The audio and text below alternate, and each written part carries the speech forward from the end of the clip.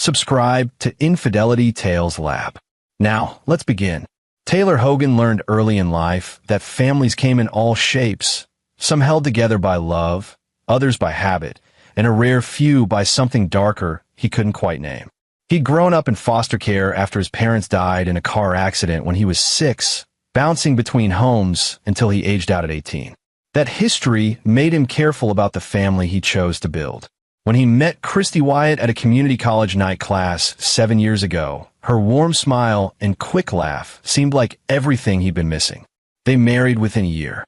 Christy was a dental hygienist with steady hands and a soothing voice that put anxious patients at ease. Taylor worked as a logistics coordinator for a pharmaceutical distribution company. Detailed work that required precision and the ability to track moving parts across multiple systems. He was good at seeing patterns, at noticing when something didn't fit. It was a skill that had served him well professionally, though he'd never imagined he'd need it in his own home. Their son Zachary arrived 2 years into the marriage, a bright-eyed boy who inherited Taylor's dark hair and Christy's easy smile. Zach was 8 now, quieter than other kids his age, but thoughtful in ways that made Taylor's chest ache with pride. The boy could spend hours building elaborate structures with blocks, narrating entire worlds into existence.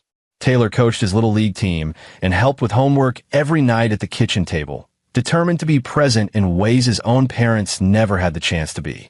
Christy's family lived 40 minutes away in a rambling farmhouse that had belonged to the Wyatts for 3 generations. Margaret Wyatt, Christy's mother, was a stern woman with silver hair pulled tight in a bun and pale blue eyes that never seemed to blink. Her husband Glenn matched her in severity, a retired machinist who spoke in grunts and kept his workshop locked. Christy had 2 siblings, Jody, her older sister who worked as a medical records clerk and never married, and Walter, her younger brother who did odd jobs and still lived in the farmhouse basement at 35. Taylor had always felt like an outsider at Wyatt family gatherings. The way they go silent when he entered a room, speaking in half-finished sentences as if he'd interrupted something private. How they insisted on family-only time with Zach, taking him to the farmhouse for weekends that left the boy exhausted and withdrawn. Christy explained it away. Her family was old-fashioned, set in their ways, not used to outsiders. Taylor wanted to believe her. He'd spent his whole childhood on the outside looking in. Maybe he was just oversensitive. But there were moments that lodged in his mind like splinters. Last Thanksgiving, he'd walked into the kitchen to find Margaret gripping Zach's wrist, the boy's face pale and frozen. She'd released him immediately when she saw Taylor, smiling that tight smile that never reached her eyes. Just teaching him proper manners, she'd said. Zach hadn't spoken for the rest of the day. Then there was the scar. Taylor had noticed it 3 months ago while helping Zach with a bath, a thin white line on the inside of the boy's forearm, maybe 2 inches long. When he asked about it, Zach's eyes went wide and glassy. "I fell," he whispered, "at Grandma's house. Don't tell them I told you." The fear in his son's voice made something cold settle in Taylor's stomach. But when he mentioned it to Christy, she'd laughed it off. Kids got hurt all the time. The Wyatt property had old farm equipment, uneven ground. Accidents happened. Taylor wanted to push harder, but Christy had a way of making him feel paranoid, like his lack of family experience made him overprotective. "Not everyone grew up without parents, Taylor," she'd said once, her voice gentle but edged with something sharp. "Some of us have traditions, ways of doing things. You wouldn't understand." He'd let it go. That was his first mistake. The second mistake was agreeing to the surprise party. Zach's 9th birthday fell on a Saturday in October. Taylor had planned a small celebration, pizza, a movie, maybe a few friends from school. But Christy insisted her family wanted to throw Zach a party at the farmhouse. "They've been planning it for weeks," she said. "Mom already bought decorations. It would break their hearts if we said no." Taylor noticed Zach's reaction when Christy announced it at breakfast that morning. The fork slipped from the boy's hand, clattering against his plate. His face went white, that same frozen expression from Thanksgiving. "I don't want a party," Zach said, his voice small. "Don't be silly," Christy said brightly. "Everyone loves parties. Grandma's making your favorite cake." "Please, Dad." Zach turned to Taylor, his dark eyes desperate. Can't we just stay home? Just us. Taylor felt that splinter twist deeper. Buddy, if you really don't want. He's just being shy, Christy interrupted, reaching over to ruffle Zach's hair. The boy flinched. Come on, Zach. Be a big boy about this. The family is so excited to celebrate with you. They drove to the farmhouse that afternoon, Zach silent in the back seat. Taylor kept glancing at him in the rearview mirror. His son stared out the window, hands clenched in his lap, looking like he was heading to an execution rather than a birthday party. The farmhouse stood at the end of a long gravel drive, surrounded by bare fields. October wind rattled the old oak trees that flanked the property. Margaret, Glenn, Jody, and Walter were waiting on the porch as they pulled up. All four of them wore the same expression, anticipation mixed with something Taylor couldn't quite read. Hunger, maybe. There's the birthday boy. Margaret descended the porch steps, arms outstretched. Zach pressed himself against Taylor's leg. He's a little tired, Taylor said. Maybe we should keep this low-key. Nonsense. Margaret's smile was all teeth. We've prepared something very special. A Wyatt family tradition for 9th birthdays. Isn't that right, Christy? Christy nodded, but she wouldn't meet Taylor's eyes. It's fine, Taylor. Why don't you head inside? We'll get Zach ready. Something in her tone made Taylor's instincts flare. Ready for what? The party, of course. Margaret's hand closed around Zach's shoulder. The boy trembled. Just family. You understand. I'm family, Taylor said evenly. A beat of silence. Walter and Jody exchanged glances. Glenn's jaw tightened. Of course you are, Margaret said smoothly. I just meant the birthday boy and his blood relatives. It's tradition. You can wait in the living room. Have some punch. We won't be long. Every fiber of Taylor's being screamed to grab his son and leave. But Zach was already being shepherded inside by Christy and Jody, Margaret's hand still clamped on his shoulder. If Taylor made a scene, if he was wrong about this nagging dread in his gut, he'd look like exactly what they already thought he was, an outsider who didn't understand their ways. Dad, don't go. Zach's voice cracked as they reached the porch. He twisted back, his face a mask of terror. Last year they made me. Christy's hand shot out, covering Zach's mouth. He's just saying anything, she said quickly, forcing a laugh. You know how kids get when they're excited. Overstimulated. But Taylor had seen it. The genuine fear in his son's eyes. The way Zach had started to tell him something before Christy silenced him. Last year they made me what? Actually, I should probably head out, Taylor said, making his voice casual. I forgot to pick up the candles for the cake. I'll just run to the store real quick. Relief flooded Margaret's face. Wonderful. Take your time. We'll have everything ready when you return. Taylor walked to his car, feeling their eyes on his back. He turned the engine over, pulled down the drive, and disappeared around the bend. Then he killed the engine and sat there, hands gripping the steering wheel, heart hammering. Every instinct he'd honed in a childhood of reading people and situations told him something was catastrophically wrong. Last year they made me. He couldn't leave. Not without knowing what that sentence ended with. Taylor pulled the car off the road into a cluster of trees, out of sight from the farmhouse. He jogged back through the bare fields, using the tree line for cover. The house had a detached garage that sat adjacent to the main building. He'd helped Glenn change the oil in his truck once. He knew the side door was usually unlocked. It was.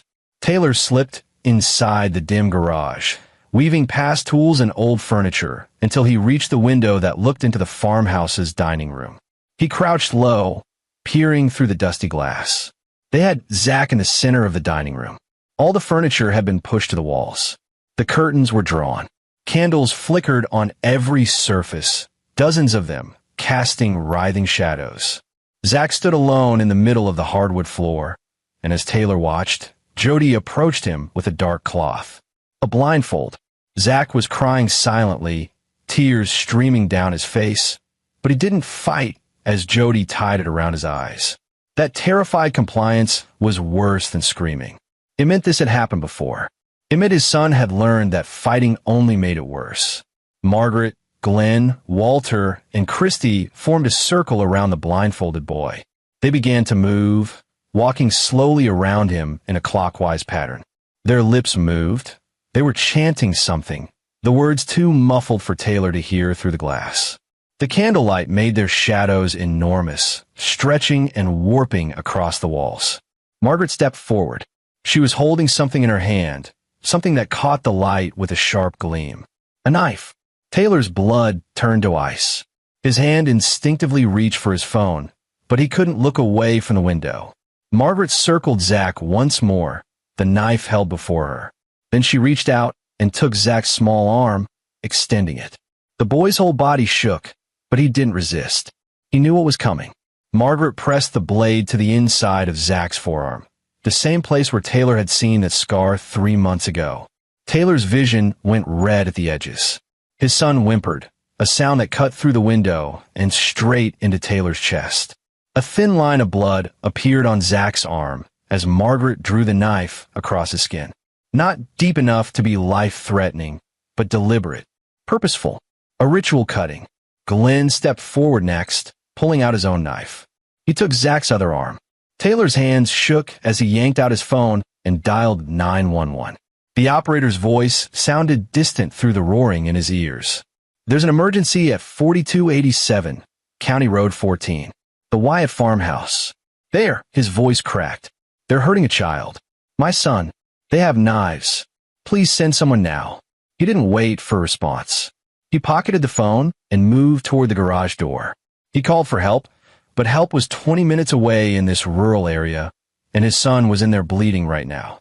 Taylor's hand closed around a tire iron leaning against the wall. The weight of it felt right in his palm. He'd never been a violent man. His size was average, his demeanor mild.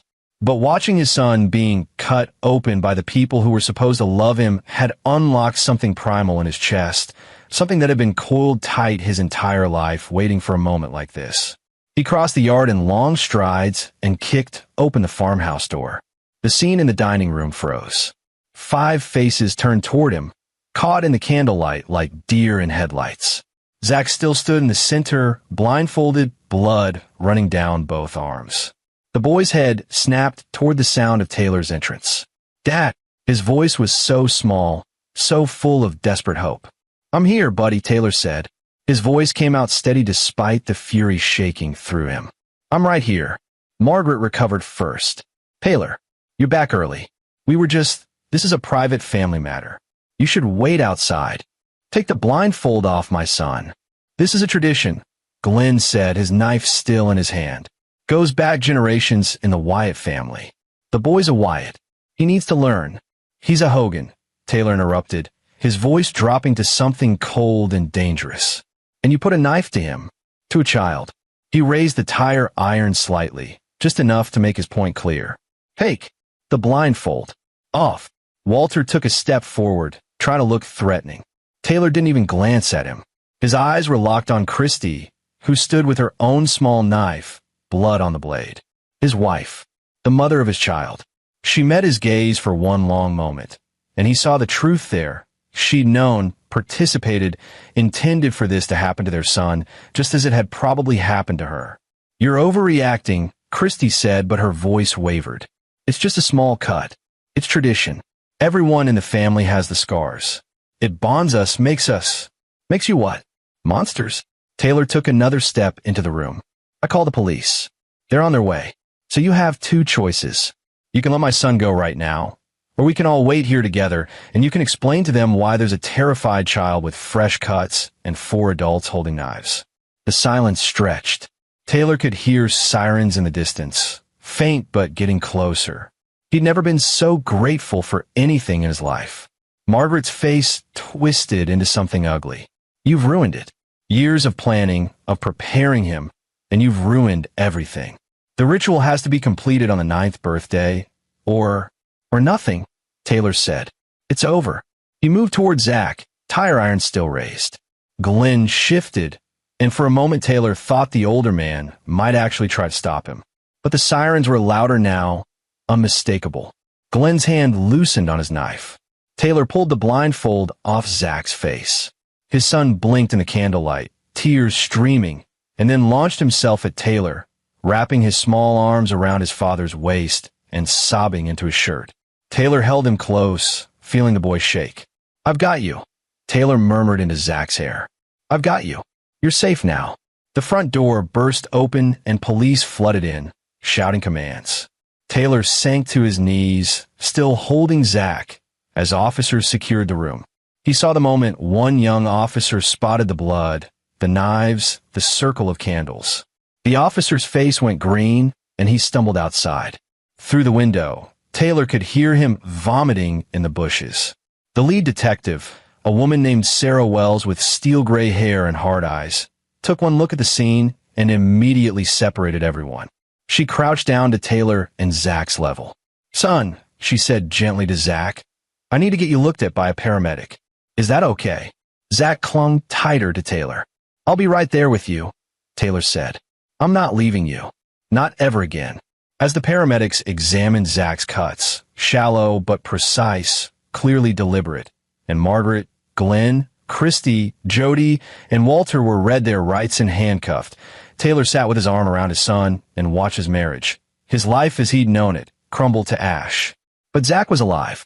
Zach was safe. Everything else was just details. Detective Wells returned after conferring with her officers. She sat down across from Taylor, her expression grim. "Mr. Hogan," she said, "I need to ask you some questions. But first, that was the right call, getting here when you did. What we're seeing here," she shook her head, "this is going to be a major case. We're going to need your full cooperation." "Anything," Taylor said, "whatever you need." She glanced at Zach, who had finally stopped shaking, then back at Taylor. "How long has this been going on?" "I don't know," Taylor admitted, the words tasting like failure. "I should have known. I should have seen it sooner. There were signs, but Don't do that to yourself. You're here now." Wells pulled out a notebook.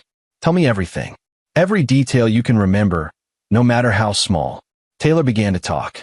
He told her about the scar he'd noticed months ago, about Zach's fear of going to the farmhouse, about the way the Wyatt family always wanted private family time with his son. As he spoke, pieces clicked into place, patterns he should have recognized earlier. An officer approached Wells and whispered something in her ear. Her expression darkened.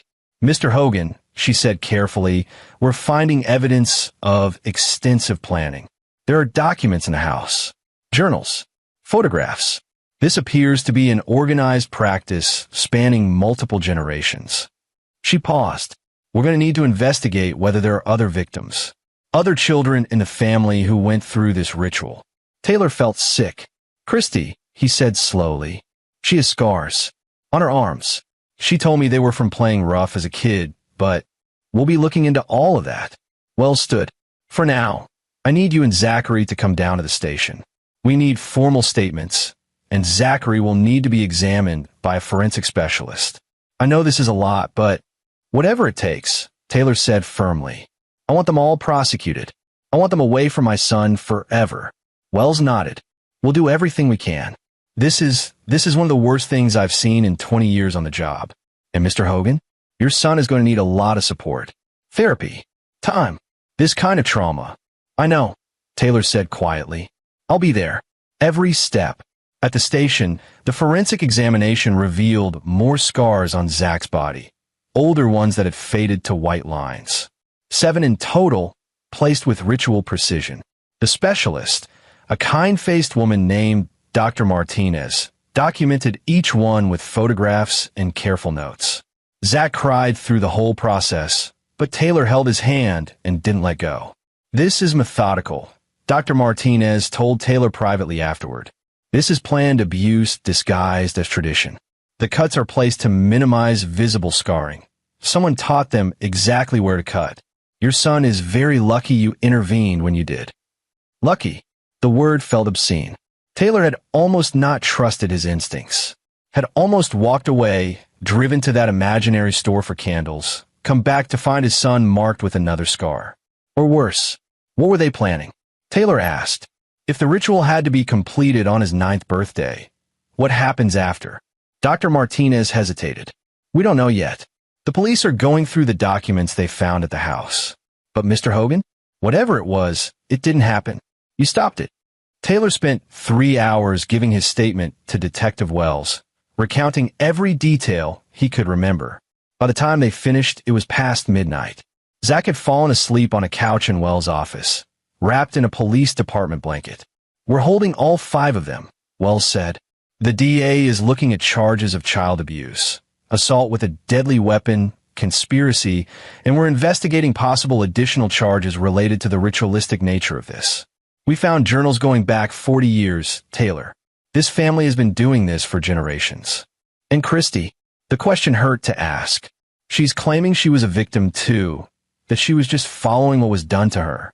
That's not a legal defense for abusing a child, but it might be relevant for sentencing.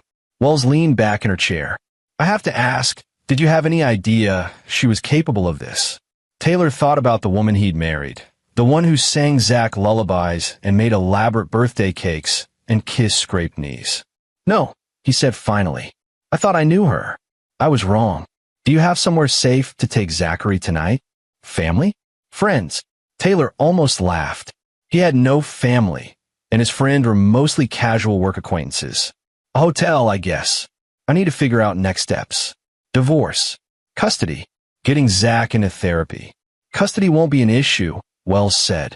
"Given the circumstances, I can pretty much guarantee you'll get full custody with no visitation for Christy. As for therapy, I have some names of specialists who work with children who've experienced ritual abuse." She slid a paper across the desk. "These people are good. They'll help." Taylor took the paper with numb fingers. Ritual abuse. Those words applied to his son now, to his life. He carried sleeping Zach to the car and drove to a hotel near the station. The room was generic and bland, but it was clean and quiet and far from the farmhouse. Taylor laid Zach on one of the beds and sat in the chair by the window, watching his son sleep. The boy's arms were bandaged where Margaret and Glenn had cut him. How many times had this happened before? How many nights had Zach lain awake in their house, in his Spider-Man pajamas, terrified of the next family visit? And Taylor had let it happen, had dismissed his son's fears, trusted Christie's explanations, wanted so badly to believe in the family he'd never had that he'd been blind to what was right in front of him. His phone buzzed. A text from Detective Wells. "Thought you should know. We found evidence they were planning something bigger for tonight. The completion involved a branding ritual. Your son would have been permanently scarred with a family symbol. You saved him from a lot more than a few cuts." Taylor set the phone down with shaking hands. A branding. They were going to brand his child like cattle, mark him permanently as property of the Wyatt family. He thought about the tire iron he'd grabbed, the rage that had filled him when he saw that knife against Zach's skin. If the police hadn't arrived when they did, if Taylor had been alone in that house with the 5 of them, he didn't like the answer to what he might have done. The hotel room felt too quiet. Taylor pulled his chair closer to Zach's bed and sat there in the dark, keeping watch over his sleeping son. Tomorrow would bring lawyers and therapists and the beginning of a long healing process. But tonight, all that mattered was that Zach was safe. That Taylor had trusted his instincts and acted. He'd failed his son before tonight, but he wouldn't fail him again. Whatever it took, however long it took, Taylor would make sure Zach was protected, supported, and that the people who hurt him faced every consequence the law could deliver. And if the law wasn't enough, Taylor thought grimly, he'd find another way. He'd spend his life being careful, following rules, try to fit into a world that had never quite made room for him. But watching his son bleed had burned away those careful boundaries. Some things mattered more than rules. Some things were worth crossing any line for. Taylor sat in the dark hotel room and began to plan. Because Detective Wells was right, this was going to be a major case. But she didn't know everything Taylor knew. Didn't know about the conversations he'd overheard at family dinners, about the locked workshop, about Walter's odd jobs that Christy never quite explained. The Wyatt family had secrets beyond just the ritual abuse, and Taylor was going to uncover every single one of them. He pulled out his phone and started making notes. Names, dates, everything he could remember. By the time dawn light crept through the hotel curtains, Taylor had filled dozens of screens with information. He'd also made 3 decisions. 1. He would cooperate fully with the police investigation, give them everything they needed to put the Wyatts away. 2. He would be the father Zach needed, no matter how hard it got, no matter how long the healing took. 3. He would make absolutely certain that the Wyatt family's traditions died with this generation, even if he had to destroy them completely to do it. Taylor Hogan had spent his childhood powerless, watching bad things happen and unable to stop them. But he wasn't that helpless kid anymore. He was a father with nothing to lose and everything to protect. And he was going to make sure the Wyatts understood exactly what they'd unleashed when they put a knife to his son. The investigation moved quickly. Detective Wells assembled a task force dedicated to unraveling the full scope of the Wyatt family's practices. Within 48 hours, they discovered enough evidence to upgrade the charges from simple assault to organized child abuse, conspiracy to commit grievous bodily harm, and several counts related to the ritualistic nature of the crimes. Taylor spent those 2 days in a blur of interviews, statements, and meetings with lawyers. He'd hired an attorney named Philip Lake, a sharp-eyed man in his 50s who specialized in family law and custody cases involving abuse. Lake took one look at the evidence and told Taylor, "This is open and shut for custody. The criminal case against your wife and her family is solid. What I'm more concerned about is making sure your son gets what he needs going forward. Therapy," Taylor said, "safety, stability, and making sure none of them can ever get near him again." "We can do all of that," Lake assured him. "The court will grant emergency full custody within days. I'll also file for a restraining order against all 5 defendants. They won't be able to contact you or Zachary while the criminal case is pending." "What about after? If they make bail, Given the nature of the charges and the evidence, I doubt they'll make bail. And even if they do, the restraining order stays in place." Lake leaned forward. "Taylor, I need you to understand something. This case is going to get media attention. The ritualistic aspect, the generational abuse, reporters will want the story. You need to be prepared for that." Taylor thought about Zach, about protecting his son from becoming a spectacle. "Can we keep his name out of it? Keep him anonymous?" "We could try. As a minor victim, he's entitled to some privacy protections. But it won't be perfect." Lake pulled out a folder. "Now, I've been looking into the Wyatt family history, and I've found some interesting things. Did you know Glenn Wyatt was investigated for child abuse 30 years ago?" Taylor's head snapped up. "What?" "Charges were filed by a social worker, but they were dropped. Insufficient evidence, the report says. The complainant was Glenn's younger sister, Joan Wyatt. She claimed she'd been subjected to ritualistic abuse as a child and that Glenn and his mother were planning to do the same to his daughters, your wife Christy and her sister Jody." "Jesus," Taylor breathed. "What happened to Joanne?" "She disappeared from the public record after the charges were dropped. No address, no employment history, nothing. It's like she vanished." Lake tapped the folder. "I have a private investigator looking into it. But Taylor, this suggests a pattern. If we can find Joanne, if she's willing to testify, it proves this goes back further than just what they did to Zach," Taylor finished. "It proves this is systematic, organized." "Exactly. And it might give us leverage to ensure they stay in prison for a very long time." Taylor stood and walked to the window of Lake's office. Below, the city moved on like nothing had happened, people going about their normal lives while his world had shattered. "Find her," he said. "Find Joan Wyatt. If she's still alive, if she's willing to talk, I want to hear what she has to say." That evening, Taylor took Zach to his first therapy appointment with Dr. Ellen Moss, one of the specialists Detective Wells had recommended. Dr. Moss had a gentle manner and an office filled with soft toys and art supplies. She spent the first session mostly with Taylor, explaining the process.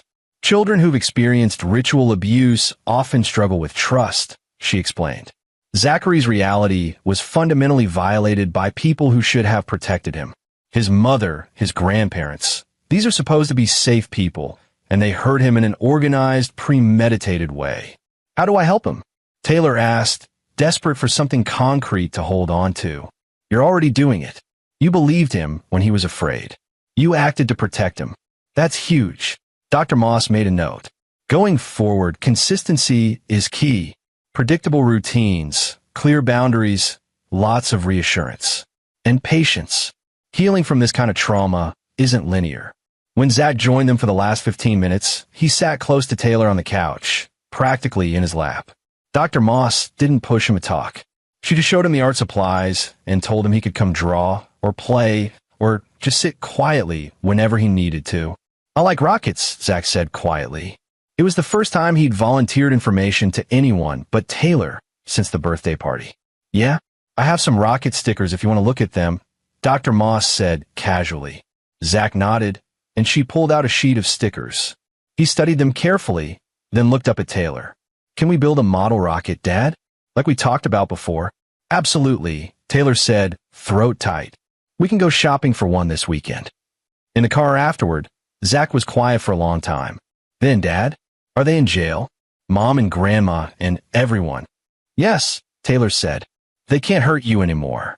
What about other kids? Did they do it to other kids too? The question hit Taylor like a punch. Of course Zach would wonder. Of course he'd worry about others suffering what he'd suffered. The police are investigating that. If there are other people the Wyatts hurt, the police will find them and help them. Zach nodded, processing. Good, he said finally. Nobody else should have to. It really hurt, Dad. And they acted like it was normal. Like I was supposed to just stand there and let them. I know, buddy. I'm so sorry. I should have stopped it sooner. You stopped it when you could, Zach said with a wisdom that broke Taylor's heart.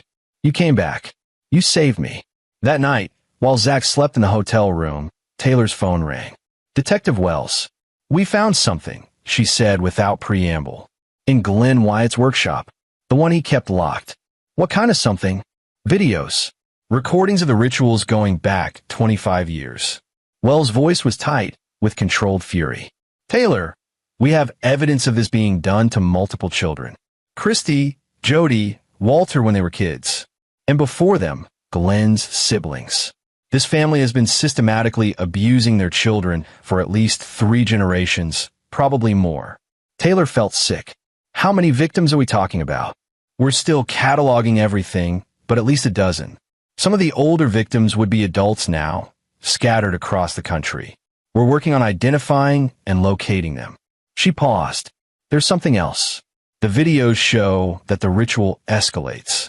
First cutting at age 9, then branding at 12, and at 15. She trailed off. What happens at 15? We're still analyzing, but it appears to involve some kind of permanent binding ceremony.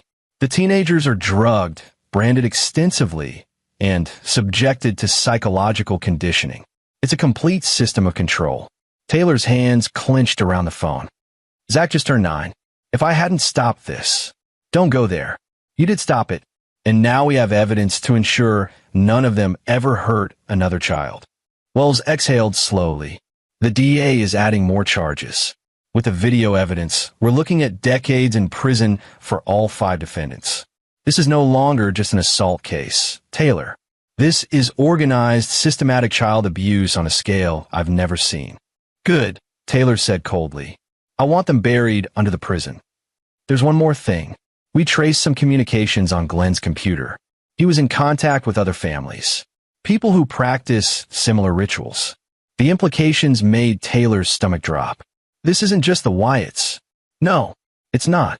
We've contacted the FBI. This might be part of a larger network. Wells' voice softened. I know this is overwhelming. But Taylor, you breaking this open might save a lot of children. Not just Zach. After the call ended, Taylor sat in the dark, watching his son sleep. The scope of what he'd uncovered was staggering. This wasn't just about revenge anymore, though God knew he still wanted that. This was about stopping a machine of abuse that had been running for generations. His phone buzzed again. A text from Philip Lake's investigator found Joan Wyatt. Lives in Montana under the name Joan Rocha. Willing to talk. Taylor texted back immediately. Set it up. I want to meet her. 2 days later, Taylor flew to Missoula, Montana, leaving Zach in the care of Dr. Moss and a trusted neighbor named Raphael Guthrie, a retired teacher who'd offered to help after hearing about the case. Raphael had grandchildren of his own and a kind, calm presence that Zach responded to. Joan Rocha lived in a small cabin on the outskirts of town, surrounded by pine trees and mountain silence. She answered the door with wary eyes. Christie's eyes, Taylor realized with a start. She was in her 60s, gray-haired and thin, with the permanent tension of someone who'd spent decades looking over her shoulder. Mr. Hogan, she said. I wasn't sure you'd actually come. I needed to hear your story, Taylor said. And I think you need to hear what your family did to my son. She let him inside. The cabin was sparse but clean, filled with photographs of landscapes. Nowhere that showed people, Taylor noticed. They sat at a small kitchen table, and Joanne poured coffee with shaking hands. I ran when I was 22, she said without prompting. After they did the final ritual to my nieces, your wife and Jody. I watched them cut those little girls, brand them, drug them, and I knew if I stayed, I'd be complicit forever. So I left. Changed my name. Never looked back. But you tried to stop it, Taylor said. The investigator found records of charges you filed. Joanne laughed bitterly. For all the good it did. Glenn and my mother, Margaret, they convinced the social worker I was mentally unstable, making up stories for attention. They had lawyers, money, and a whole history of seeming respectable. I had nothing but my word and some scars I could have gotten anywhere. She pulled up her sleeve, showing Taylor the familiar pattern of ritual cuts. No one believed me. I believe you, Taylor said. And the police have evidence now. Videos, documents, everything. They're going to prosecute, and they need witnesses. People who can testify to the history, the pattern. Joanne's eyes filled with tears. All these years I thought I'd failed. Thought I should have tried harder, done more. You tried, Taylor said gently. The system failed you, but it won't fail now. I'm going to make sure of it. She nodded, wiping her eyes. I'll testify. I'll tell them everything. About my mother's mother, who started this tradition. About how it's passed down mother to daughter, father to son. About how they truly believe it makes the family stronger, binds us with blood. She met his eyes. They're not going to stop unless someone stops them, Mr. Hogan. Call me Taylor, and I intend to stop them completely. They talked for hours. Joanne laid out the entire history, how the rituals had originated with her grandmother, a woman who'd been part of some fringe religious movement in the 1950s. How it had evolved and spread through the family tree, creating generations of traumatized people who then traumatized their own children, believing it was normal, necessary, binding. The saddest part, Joanne said, is that most of them are victims too. Margaret was cut and branded as a child. Glenn was too. They've convinced themselves it made them strong, made them special. They can't see it's just abuse dressed up as tradition. That doesn't excuse what they did to Zach, Taylor said flatly. No, Joanne agreed. It doesn't. Understanding isn't the same as forgiveness. Before Taylor left, Joanne gave him a box of documents she'd kept, journals from her childhood, photographs, letters. Evidence, she said. Everything I saved. Use it. Taylor returned to California with the box and a renewed sense of purpose. He met with Philip Lake and Detective Wells, turning over Joanne's materials. The evidence painted a damning picture spanning decades. The preliminary hearing was set for 6 weeks out. In the meantime, Taylor focused on Zach. They moved out of the hotel into a small rental house with a backyard. Taylor enrolled Zach in a new school under a privacy seal, worked with Dr. Moss on establishing routines, and slowly watched his son begin to heal. It wasn't smooth. Zach had nightmares, flashbacks triggered by seemingly random things, candles, the smell of certain foods, the sight of knives. But he was resilient in ways that amazed Taylor. The boy threw himself into model rockets with fierce determination, building and launching them with Taylor every weekend. It's about control, Dr. Moss explained during one of their sessions. The rockets are something he can master, predict, control the outcome. After having so much control taken from him, he needs to feel competent and powerful in safe ways. Taylor understood. He felt it too. That need to control something, to have power in a situation that had rendered him helpless. His way of coping was different. He became obsessed with the case, with making sure every detail. A week before the preliminary hearing, Philip Lake called with news. Walter Wyatt wants to make a deal, he said. He's willing to testify against the others in exchange for a reduced sentence. Taylor felt a cold satisfaction. What's he offering? Full cooperation.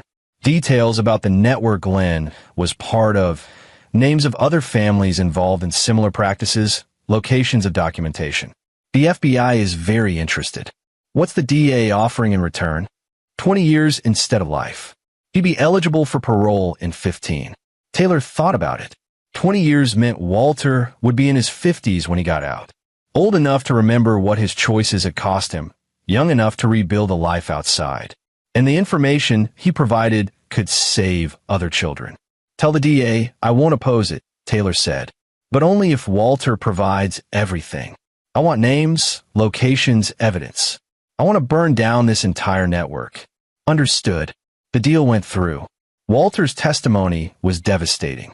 He named 17 other families across 6 states who practiced similar rituals. The FBI launched coordinated raids, rescuing 11 children and arresting 32 adults. The media coverage was massive. National news, criminal psychology experts weighing in, survivors of ritual abuse coming forward with their own stories. And through it all, Taylor kept Zach's name out of it. The press knew there was a child victim who'd sparked the investigation, but his identity remained sealed.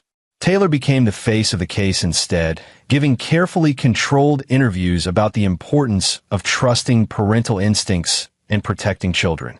He became something of an accidental advocate, contacted by other parents who suspected abuse, by survivors who wanted to share their stories, by lawmakers who wanted to strengthen laws around ritual abuse.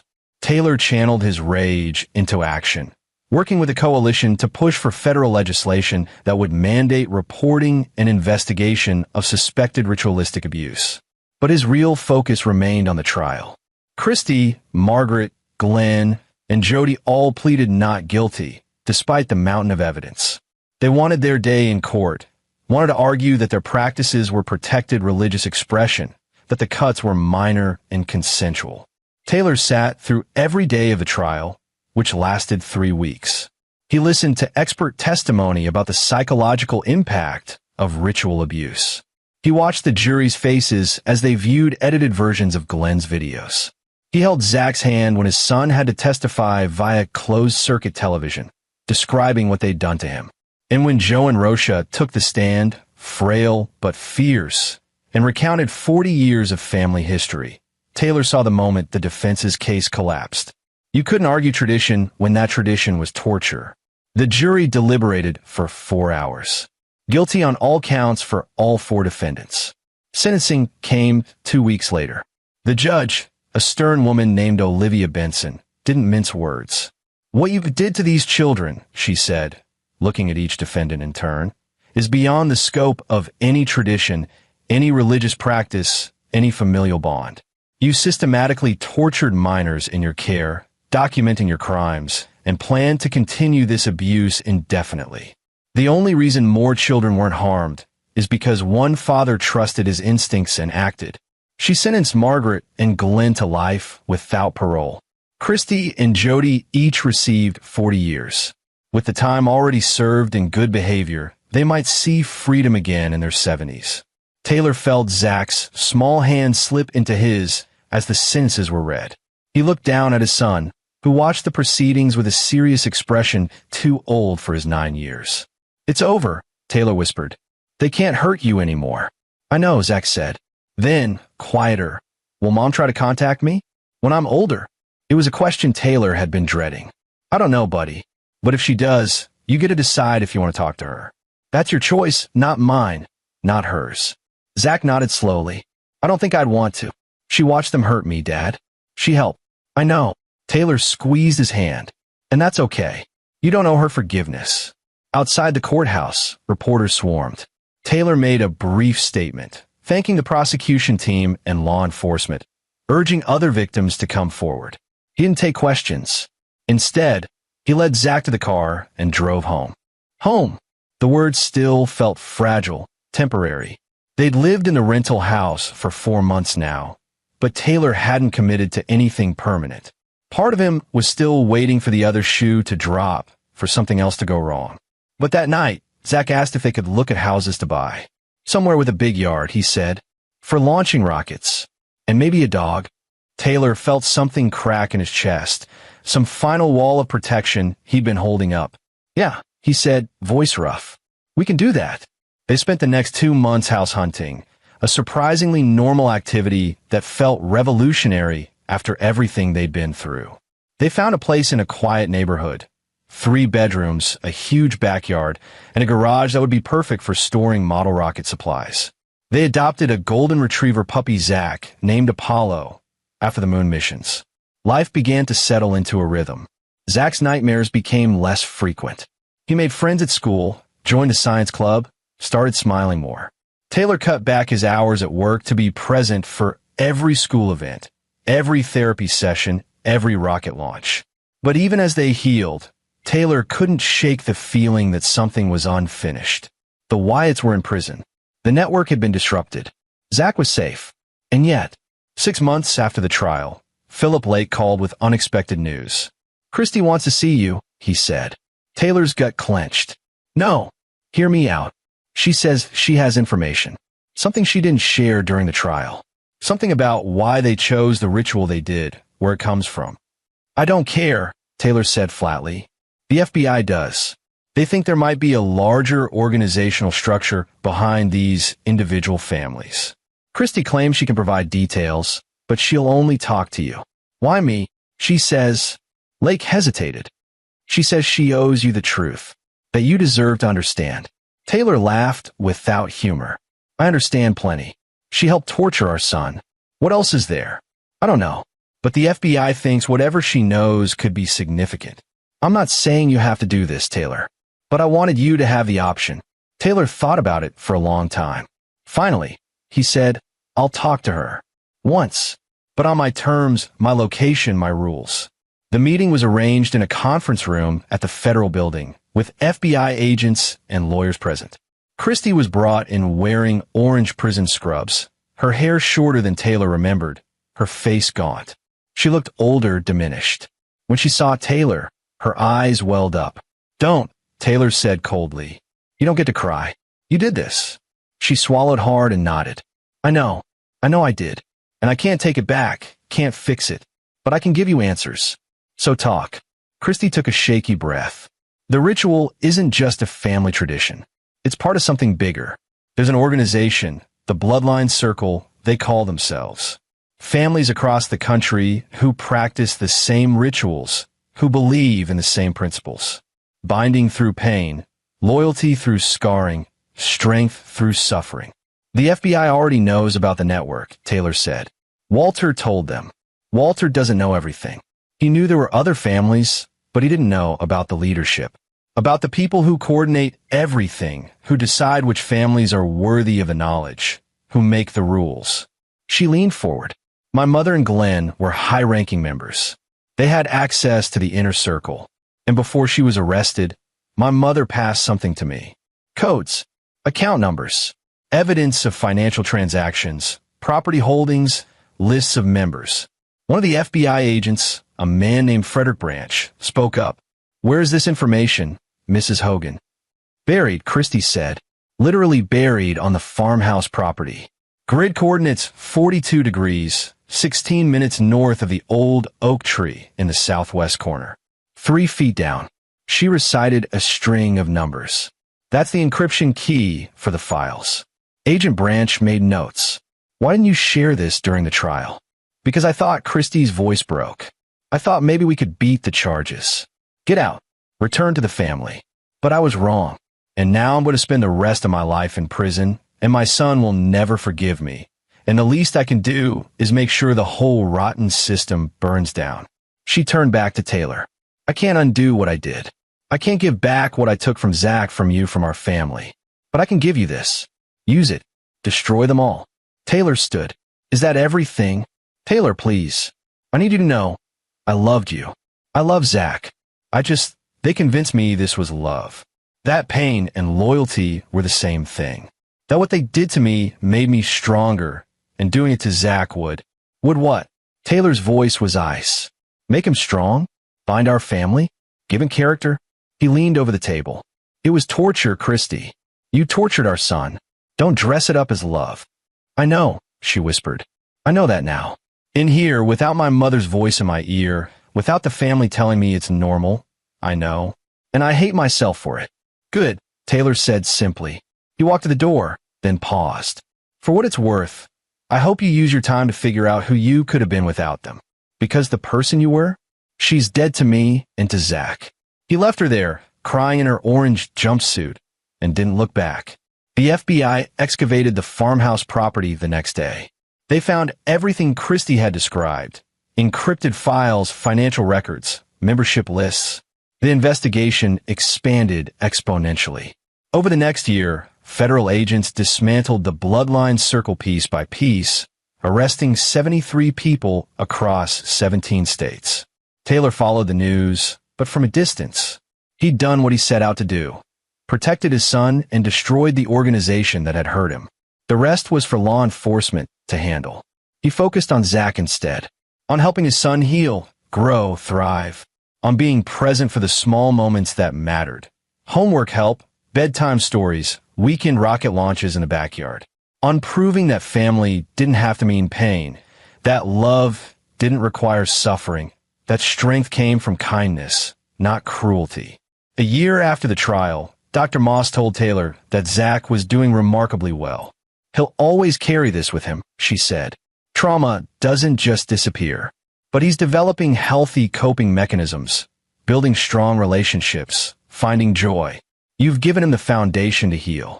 That night, as Taylor tucked Zach into bed, his son said something that made his throat tight. "Dad, I'm glad you came back. That you didn't really go get candles." "Me too, buddy. And Dad, when I grow up, I want to be like you. Someone who protects people." Taylor kissed his forehead. "You already are, Zach." Every day, as he turned out the light and closed the door, Taylor reflected on the journey. He'd started as a man who'd grown up without family, desperate to belong. He'd married into a nightmare disguised as tradition, nearly lost his son to generational evil, and then fought like hell to destroy it all. In the end, he and Zach had both been saved, not by some external force, but by Taylor's choice to trust his instincts, to act, to refuse to let fear or doubt stop him from protecting the person who mattered most. The Wyatt family's reign of abuse had ended with him. Their traditions had died in a prison cell. And in their place, Taylor was building something better, a family defined not by blood or ritual, but by choice, by love, by the fierce protection of a father who would burn down the world before letting anyone hurt his son again. 3 years after the trial, Taylor received a letter. It was from Joe and Rosha, now living peacefully in Montana, teaching art classes to at-risk youth. "Dear Taylor, I wanted you to know that 17 children I work with are survivors of families connected to the bloodline circle. Because you acted, because you fought, they're safe now. They're healing. They're learning that family can be something beautiful instead of something that hurts. You gave them that. You gave all of us that. Thank you for being the kind of father I wish I'd had. The kind Zach deserves. With gratitude, Joanne." Taylor folded the letter carefully and placed it in a drawer with other important documents: custody papers, adoption records for Apollo, Zach's school awards. Pieces of their new life, their chosen family. Outside, Zach was in the backyard with Raphael, who'd become like a grandfather to the boy, setting up their newest rocket. Apollo barked excitedly, chasing his tail. Taylor stepped outside into the sunshine, watching his son laugh as he showed Raphael the trajectory calculations he'd done. This was victory, he thought, not the convictions or the destroyed network or the justice served. This, his son, safe and happy, building rockets and making plans and believing in a future that wasn't defined by pain. Taylor Hogan had saved his son, and in doing so, he'd finally built the family he'd always wanted. One founded on love, trust, and the unwavering promise that some lines would never be crossed, no matter what. And there you have it. Another story comes to an end. What did you think? I'd love to hear your thoughts in the comments below. If you enjoy this story, consider joining our community by subscribing. It means the world to us. For more stories like this one, check out the recommended videos on screen. And I'll see you there.